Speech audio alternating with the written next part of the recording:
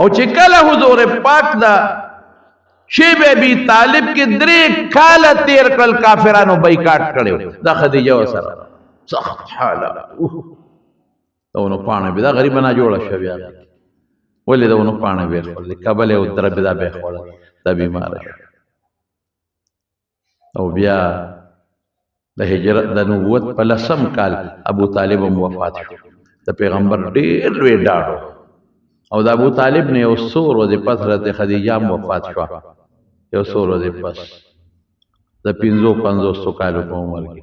ام وفات شو نو رسول الله مبارک دغه کال تعامل حزن وي د غم کال ولې په دغه کال د طائف سفرم پیښ شوی په دغه کال ابو طالب هم لاړ او په دغه کال د بیبي هم لاړ او پیغمبر علیه السلام په خپل قبر ته کوزه کړه په خپل قبر ته کوزه کړه په لحد کې کېښود او د مدینه منورې چې کم قبرستان د جنت المعلا پاغه کې اوسم قبر دفن قبر دی حضرت خدیجه عائشه صدیقه فرمای وی رسول الله وی مدینه ته حضور پاک کې لاړ وی رسول الله مبارک بکله یو ګټ چیلې لال کو کمه خدیجه د خدیجه دوستانه وی غیله به غوخلې او یو ځل یو خضر روانه وا د خدیجه رضی الله تعالی عنها خور وا وی چې رسول الله مبارک قتل داغه چال د خدیجه پښاو وی دا څوره پیدا وی د په پېښما او وی ما خوې ک خدیجه را د خو پلان کې او خط او چې کله به د خدیجه ذکر راغی رسول الله مبارک ور پیدا او چې کله د خدیجه لور و د حضور پاک زینب ابو العاص واده په بدر کې ابو العاص گرفتار شو کافر رسول الله صلی الله علیه وسلم ابو العاص ته وی فدیه ټول قیدیانو نه فدیه واغشته ابو العاص زومه خپل زومه د دې وخت د حضور پاک لور په مکه کې ده د ابو العاص په نکاح کې واغه زمانه کې د مسلمان نکاح کافر سره جایز نو چې فدیه راته کنه یو فدیه صاحب دا د فلان کی فدیه ده دا د فلان کی جرمانه ده د فلان کی د ابو العاص چې کله را ورسید صاحب دا د ابو العاص تا د زوم فدیه ده نو چې پیغمبر علیه السلام متو قتل نو پجړا شو صحابو دا خیالو کې دا ځکه جوړ جاړي چې د زوم فدیه ده په خپه شو په زوم او د لوري راولېګل کنه لا لوري په مکه کې د زینب زر صحابه وي سیب خپکه غما کدا فدیه د ابو العاص ستالور راولېګلا نو کدا واپس کې مونږ نه لمو طرف نه اجازه ده وینا نه فدیه خو به انصاف نه وکړه او مال جړه په یو بل سي زراله وې زما لور مال یو درشن راک یو اشاره رااله هغه کې یو میل د پاسه پروت دا هغه میل چې کله زینب ودیدا نو حضرت خدیجه د خپل غاړې نه او استو زینب ته په غاړه کې شو چې زما بیبي خدیجه کله دا زینب رخصتول ودیدا دا د خدیجه میلو دا غي د غاړې نه وستو خپل لور زینب ته غاړه کې واچو نو ما ته زینب یو اشاره راکړه چې بابا ما نام فدیه غواړي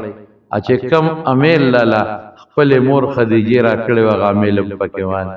ما ته هغه منظر یاد شو خدیجه چې غاړې نه وباسي لورته که تاسو خو خیرنا یو امیل به واپس باقی فدیه باندې انصاف نه وکړه دومره مینه او د ټولو نه لوی منقبت سړي زمانو لوی منقبت عائشہ بی بی فرمایي وی کله به تماوي چې عید الله رسوله په دنیا کې بل خزانه وم دا یو خزه ودا بوډه چار وخت ته ذکر کې بل نه وی ما ته انها كانت وكانت عائشہ دقه یو خزه په دنیا کې دقه یو خزه عائشہ پتشتا خبره چې او ځل حضرت جبريل را ما ته وی چې هغه د خدیجه روانه ده هغه د خدیجه روانه ده او الله رولې قلم اقرا ها من ربها السلام دا الله دا طرف نه خدیجه ته سلام وایي دا الله سلام اوهو دا ډېره لویه مینه ده دا ډېر محبت دی دا ډېر لوی اعزاز دی دا ډېره لویه خوشحالي ده دا دومره لوی منقبت ولې الله پاک ورکړي دا صرف او صرف په دې وجه چې د رسول الله صلی الله علیه وسلم ډېر لوی خدمت یې کړی ډېر لوی عزت د دې وجه نه رسول الله صلی الله علیه وسلم فرمایي چې په ټولو ښځو کې بهتره ښځه حضرت خدیجه بنت خویلد ده په ټولو زنانو کې د دې نه بهتره ښځه بله نشته او دا په جنت کې ما سره دا مشر بیبي و د حضور پاک او دونه ورسره مینه و چې د دې په جون حضور پاک بله بیبي نه وکړه خپله ځوانۍ ټوله زندګي دا دی د حضرت خدیجې رضی الله تعالی عنها سره تېره کړه 50 سال حضور پاک عمر چې خدیجه وفات شوې د هغې 65 سال عمر د حضور پاک 50 سال یعنی د نبی علیه السلام مبارک 25 کاله زندگی ورسره تېره شوې ده څلور زامن څوک درې یادوي دا طاهر او طیب څوک یو دی درې زامن طاهر او طیب او قاسم دا ته پیدا او څلور لونه زینب رقیه ام کلثوم زینب رقیه ام کلثوم او حضرت فاطمه رضی الله تعالی دا تلونه ته پیدا نو دا امهات المؤمنین دي د دې متعلق مس خبره درته وکړه د حضور پاک بیانې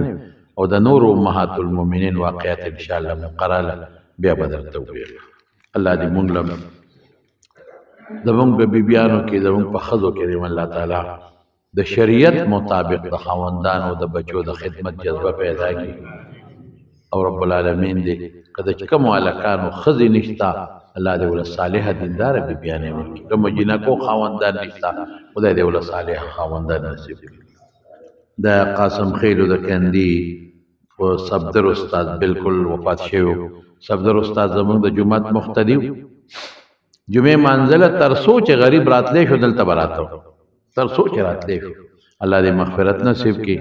الله دې آخرت خوشاله نصیب کړي الله دې ټول وارثانو له صبر او د محمد عمر کورونو په قادر وفات شو په قادر ډېر خسړ او بیماری ډېر غریب تیر کړی د الله دې وبخي او الله دې وارثانو له صبر ورکړي د میروزو د کندي او بالکل ضیاءالله استاد زموږ د مولانا عبدالحق صاحب دغه بچیو زوی وفات شوی دی الله دې وبخي الله دې وارثانو له صبر ورکړي د چارباغ نادر شاه وفات شوی دی الله دې مغفرت نصیب کړي الله دې د آخرت خوشاله نصیب کړي